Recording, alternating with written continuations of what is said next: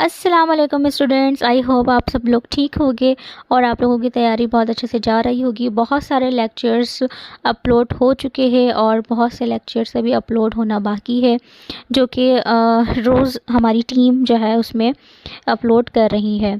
और ये mock test जो लिया गया था, इसके आंसर्स मैं एक्सप्लेन करने लगी हूँ। और ये मॉक टेस्ट में इसमें ये कोशिश की गई है इन आंसर्स को तो मैं एक्सप्लेन करूँ, मगर इसके अलावा जो दूसरे ऑप्शंस हैं उनके बारे में भी कुछ बता दिया जाए, क्योंकि बहुत से स्टूडेंट्स की डिमांड थी कि हमें आंसर्स पता हो जाते हैं और हमें दूसरे ऑप्शंस के बारे में भी एक्स्ट्रा नॉलेज ज़रूर दी जाए ताकि हमारे आगे काम आ सके। तो इसी वजह से हमने यहाँ पे एक्स्ट्रा इन्फॉर्मेशन देने की कोशिश की है। जस्ट MCQs ही हमने सॉल्व नहीं करे, बल्कि हमने हर ऑप्शंस को लिटिल बिट एक्सप्लेन किया है। और मुझे ये बहुत खुशी हो रही है कि हमारा ग्रुप बहुत अच्छे से ग्रोथ कर रहा है और स्टूडेंट्स बहुत अच्छा सा रिस्पॉन्ड कर रहे हैं। और आई होप आप लोगों को कामयाबी मिले और हर जो एंट्री की तैयारी चल रही है इसमें आप सब लोग कामयाब हो जाएं। स्टार्ट करते हैं। हमारा फर्स्ट MCQ है study of lever is called. Options में हमें 4 ऑप्शंस हमें जो दे रखे हैं, इसमें है hepatology, astrology, dermatology, nephrology. Hepatology में हम लीवर स्टडी करते हैं, ऑस्ट्रोलॉजी में बोन्स की स्टडी होती है, डर्मेटोलॉजी में स्किन स्टडी होती है और नेफ्रोलॉजी में किडनी स्टडी होती है। तो सही आंसर्स आपको खुद पता चल गया होगा। नेक्स्ट देखते हैं instrument use to measure atmospheric pressure. वो एटमॉस्फेरिक प्रेशर को किस तरह से मेजर करते हैं कौन से इंस्ट्रूमेंट से करते हैं। तो यहाँ पे 4 ऑप्शंस दे रखे हैं। थर्मोमीटर जिससे टेम्परेचर मेजर किया जाता है, एमिमीटर करंट के लिए होता है और बैरोमीटर एटमॉस्फेरिक प्रेशर के लिए होता है और कैलिपर डायमेंशंस के लिए होता है। नेक्स्ट MCQ में ये पूछा जा रहा है कि कौन डिजीज़ ऐसी डिजीज़ को क्या कहा जाता है जो एक पर्सन से दूसरे पर्सन में फैलती है। और ऑप्शंस में है communicable disease, degenerative disease, non communicable disease and none of above. तो कम्युनिकेबल डिजीज़ का मीन्स होता है कि स्प्रेडेबल डिजीज़, ठीक है, जो फैल जाए। एंड डिजेनरेटिव डिजीज़ होती है प्रोग्रेसिव डैमेज, यानी कि वक्त के साथ साथ वो ख़राबी पैदा करती है। और नॉन कम्युनिकेबल डिजीज़ होती है नॉन स्प्रेडेबल, जो आगे नहीं फैलती। नेक्स्ट में पूछा जा रहा है कि विटामिन ई की डेफिशिएंसी से क्या होता है। Soft bones, bleeding in gums, weakness in muscles या न्यूरोलॉजिकल डिसऑर्डर्स। तो ये बता दूं कि हर ऑप्शंस को मैंने बताया है। इसमें सॉफ्ट बोन्स जब होती है जब विटामिन डी की डेफिशिएंसी होती है, ब्लीडिंग इन गम्स जब होता है जब विटामिन सी की डेफिशिएंसी होती है, मसल्स की वीकनेस जब होती है जब विटामिन ई की डेफिशिएंसी होती है, और न्यूरोलॉजिकल डिसऑर्डर विटामिन B1 की डेफिशिएंसी से होता है। और मैंने इसके ऊपर विटामिन के ऊपर प्रॉपर वीडियो का लेक्चर अपलोड कर दिया है, ग्रुप में लिंक मैंने दे दिया था। आप वहाँ से मुकम्मल तौर पे तमाम विटामिन्स को अच्छे से समझ सकते हैं वहाँ से। नेक्स्ट है फूड का ग्रुप, वो कौन सा है जो हमें इंस्टेंट सोर्स ऑफ एनर्जी देता है। तो हमें ऑप्शंस दे रखे हैं fats, carbohydrate, protein and vitamin. तो फैट्स में ये होता है कि हमारी बॉडी में स्टोर हो जाता है और उसके बाद जाके वो एनर्जी को हमें हमारी बॉडी को देता है। कार्बोहाइड्रेट्स इंस्टेंट एनर्जी है, यानी कि अगर हम कोई भी ऐसी चीज़ जो कार्बोहाइड्रेट वाली खा लें तो हमें फ़ौरन एनर्जी मिल जाती है। प्रोटीन मसल रिपेयर के लिए होता है और विटामिन बॉडी फंक्शंस के लिए होता है। नेक्स्ट है वो कौन से प्रोसेस में सॉलिड चेंज हो जाता है वेपर्स के अंदर। तो ऑप्शंस में है vaporisation, solidification, condensation and sublimation.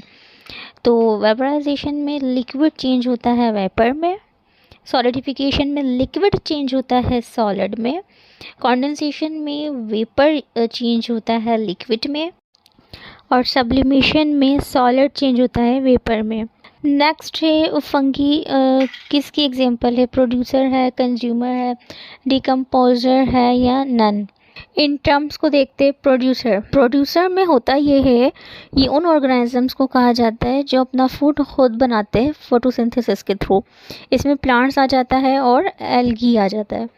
इसके बाद है कंज्यूमर। कंज्यूमर वो होते हैं जो दूसरे जानदारों को, दूसरे लिविंग ऑर्गेनिजम्स को खाकर एनर्जी लेते हैं, जिसमें लाइन आ जाता है और हम भी उन्हीं में ही शामिल हैं। इसके बाद आता है डिकम्पोज़र। डिकम्पोज़र वो ऑर्गेनिजम्स होते हैं जो डेथ मैटर के ऊपर अपनी डिपेंड करते हैं और अपनी ग़िज़ा उनसे लेते हैं। उनको जो मुर्दा चीज़ें होती हैं उनको ब्रेक करके उनसे अपनी ग़िज़ा को लेते हैं, उसमें ये फंगी शामिल है।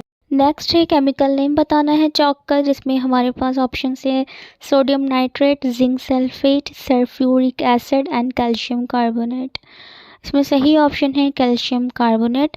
बाकी सल्फ्यूरिक एसिड स्ट्रॉन्ग एसिड है, जिंक सल्फेट जिंक का कंपाउंड है जो कि एग्रीकल्चर में यूज़ होता है, और सोडियम नाइट्रेट सॉल्ट फर्टिलाइज़र में। अच्छा, मैं बताती चलूँ कि जिसने ग्रुप ज्वाइन नहीं किया है और ग्रुप ज्वाइन करना चाहते हैं तो ये नंबर स्क्रीन पे आ रहा है, इस पर आप व्हाट्सएप कर दें। और हमारे ग्रुप में सिंध यूनिवर्सिटी की कंप्लीट प्रिपरेशन करवाई जाती है, जिसमें रिकॉर्डेड वीडियो लेक्चर और वीकली ऑनलाइन टेस्ट और टॉपिक वाइज पीडीएफ नोट्स और कंप्लीट गाइडेंस दी जाती है। और अल्हम्दुलिल्लाह इससे पहले की बैचेस की तरफ से बहुत अच्छा रिस्पॉन्ड आया है, इसलिए ग्रुप अभी तक कंटिन्यू है। नेक्स्ट एमसीक्यू है, अर्थ का जो एटमॉस्फेयर है वो डिफरेंट लेयर पर है, तो अभी एटमॉस्फेयर की जो लेयर है किस चीज़ पे बेस करती है, तो इसमें ऑप्शन है टेम्परेचर, प्रेशर, गैसेस और वाटर वेपर। तो सही ऑप्शन है गैसेस। गैसेस एटमॉस्फेरिक कंपोनेंट है। नेक्स्ट है डीएनए की बैकबोन किस कंपोनेंट से बनी हुई है, तो यहाँ पे एंडोट बेस ऑप्शन में दे रखा है। एंडोट बेस का मतलब है नाइट्रोजिनस बेस, और सेकंड ऑप्शन में एंडोट बेस एंड फॉस्फेट है, और सी ऑप्शन है शुगर एंड फॉस्फेट, और डी है नन। इसमें सही ऑप्शन है sugar and phosphate. Sugar and phosphate से इसकी बैकबोन डीएनए की बनी हुई है। नेक्स्ट है जो पीरियोडिक टेबल है उसके जो एलिमेंट है वो किस तरह से अरेंज किए गए हैं। ऑप्शन में हमें दे रखा है atomic number, atomic weight and molecular weight and all. तो सही ऑप्शन इसमें है एटॉमिक नंबर, और एटॉमिक नंबर ही प्रोटॉन नंबर कहलाता है। नेक्स्ट क्वेश्चन में पूछा जा रहा है प्रेशर और वॉल्यूम के दरमियान का रिलेशनशिप किसी गैस का। ठीक है, अगर किसी कांस्टेंट मास और टेम्परेचर पर किसी गैस के वॉल्यूम और प्रेशर के दरमियान का रिलेशनशिप क्या है, उसमें हमारे को 4 ऑप्शंस बता रखे हैं, जिन कुछ 4 लॉज बताए। अब यानी कि इन 4 लॉज में कौन सा लॉ ऐसा है जिसमें इस चीज़ को समझाया गया है कि किसी भी गैस का अगर बात करें तो उसके प्रेशर और वॉल्यूम के दरमियान का रिलेशनशिप क्या होगा अगर कांस्टेंट मास और टेम्परेचर हो। तो इसका सही आंसर है बॉयल्स लॉ। अच्छा, बॉयल्स लॉ के अंदर वॉल्यूम और प्रेशर के दरमियान का रिलेशनशिप बताया था। इसमें यह बताया गया था कि अगर वॉल्यूम कम करते हैं तो प्रेशर इंक्रीज़ होता है, और अगर वॉल्यूम इंक्रीज़ करते हैं तो प्रेशर कम होता है अगर कांस्टेंट मास और टेम्परेचर हो। तो दूसरे ऑप्शंस को भी आप देख लें। जो चार्ल्स लॉ है, चार्ल्स लॉ में हमें बताया गया था जो गैस का वॉल्यूम इंक्रीज़ होता है वो टेम्परेचर भी इंक्रीज़ होता है। इसके अंदर प्रेशर और वॉल्यूम का कोई रिलेशन नहीं बताया गया था। और जो लूसेक है, गेर लूसेक के लॉ है, इसमें ये बताया गया था कि जो गैस का प्रेशर इंक्रीज़ होता है वो टेम्परेचर के साथ होता है। ठीक है ना, यानी इसमें भी प्रेशर और वॉल्यूम के रिलेशन को नहीं बताया गया था। ये आप नोट डाउन कर लें कि किस लॉ में किस चीज़ के बारे में बात की गई है। ये आपके और एमसीक्यूज सॉल्व करने में भी हेल्प करेगा। जबकि जो गैस लॉ है उसमें जो गैस की प्रॉपर्टीज़ होती है सिर्फ वही बताई गई थी। नेक्स्ट क्वेश्चन में पूछा जा रहा है कि लेंथ के हिसाब से लार्जेस्ट ऑर्गन कौन सा है हमारे ह्यूमन बॉडी का। इसका सही आंसर है इंटेस्टाइन। इसमें हमें जो ऑप्शंस दूसरे दे रखे हैं किडनी, लीवर एंड ब्रेन। तो मैं आपको बताती चलूँ, जो किडनी है वो बीन शेप्ड की है, और जो लीवर है वो लार्जेस्ट है बट मास से। ठीक है, मास से वो लार्जेस्ट कहलाएगा, लेंथ से नहीं। और जो लास्ट ऑप्शन हमें ब्रेन है, तो वो ब्रेन सेंट्रल कंट्रोल है और ये कॉम्पैक्ट होता है। पैक्ट मीन्स कि स्मॉल है और अरेंज हुआ हुआ है टाइटली डेंस इन स्पेस के अंदर। नेक्स्ट क्वेश्चन में पूछा जा रहा है कि यूनिट ऑफ मास बताना है सीजीएस सिस्टम में। CGS system means centimetre, gram and second system. तो इस सीजीएस सिस्टम के अकॉर्डिंग जो सही आंसर है वो है ग्राम सीजीएस सिस्टम। नेक्स्ट क्वेश्चन में पूछा जा रहा है गुग्लिल्मो मार्कोनी ने क्या इन्वेंट करा। तो 4 ऑप्शंस दे रखे हैं, telephone, radio, television and bulb. तो ये तो मार्कोनी ने रेडियो इन्वेंट करा था और मैंने बाकी सारे ऑप्शंस को भी बता दिए हैं, उनके साइंसेस के नेम लिखकर, वो आप चेक कर लें। नेक्स्ट क्वेश्चन में पूछा जा रहा है कि नोबल गैस इनमें से कौन सी है, नाइट्रोजन, हाइड्रोजन, ऑक्सीजन या हीलियम।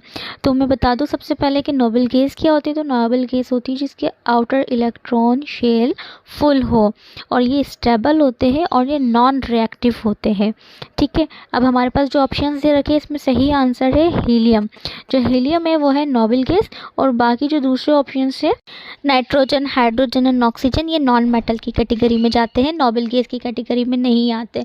नॉन मेटल में इसलिए कह रही हूँ क्योंकि इनका जो आउटर इलेक्ट्रॉन शेल होता है वो इनकम्प्लीट होता है और ये इसी वजह से इलेक्ट्रॉन शेयर करते हैं, इसीलिए इनको नॉन मेटल कह रही हूँ। नेक्स्ट क्वेश्चन में पूछा जा रहा है सबसे छोटा एंडोक्राइन ग्लैंड कौन सा है। तो इसमें सही ऑप्शन है सी, पीनियल ग्लैंड। ठीक है, पीनियल ग्लैंड सबसे छोटा ग्लैंड है, पी साइज का ये होता है, जैसे मटर के दाने जैसा। थायराइड है वो बटरफ्लाई शेप्ड होता है। के बाद आता है पिट्यूटरी ग्लैंड।